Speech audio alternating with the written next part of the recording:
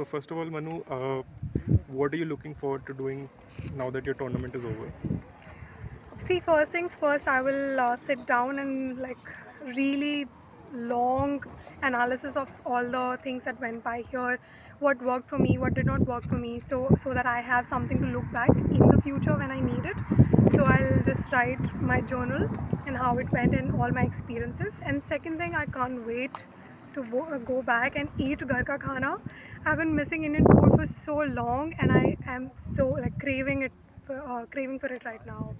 Can't wait. Do you think you can just go back to being a normal? I mean, like not that you weren't normal before, but being a normal 22-year-old girl. Um, this question I don't think I can answer, but I will try to become my own self, and wherever I go, I'll only be myself, and that's a maximum that I can do. That wherever I go, whenever I speak with anybody, I just be myself and not try to be somebody I'm not. Who is Manu Bhaker? Um, a pistol shooter from India who has a long career. She's seen so many ups and downs, so many phases in life that I don't think any other career would have been able to teach her. So many lessons that she has already learned in the age of 22, and so many the from Tokyo, Jakarta, and so many heartbreaking moments for her, and then the entire journey till the Paris 2024, and we all know her now. Uh, she enjoys everything. She loves doing everything absolutely, from cooking to horse riding to shooting to painting to violin, everything. And she's a person who is very outgoing, and who will always be this talkative girl, probably. But yeah, that's her. Uh, Manu, you've got all of these talents. What do you think? What do you think is makes a good pistol shooter? Because you clearly are. So what makes a good pistol shooter? Um, Well, pistol shooter, if anybody chooses that field particularly, then I would say somebody saying you don't need to exercise if you're a shooter, or somebody saying you do not need to be disciplined if you're a shooter. Shooting is merely a hobby or something. So I would say that's all wrong. You've got all wrong. You need to work hard if you want to achieve something.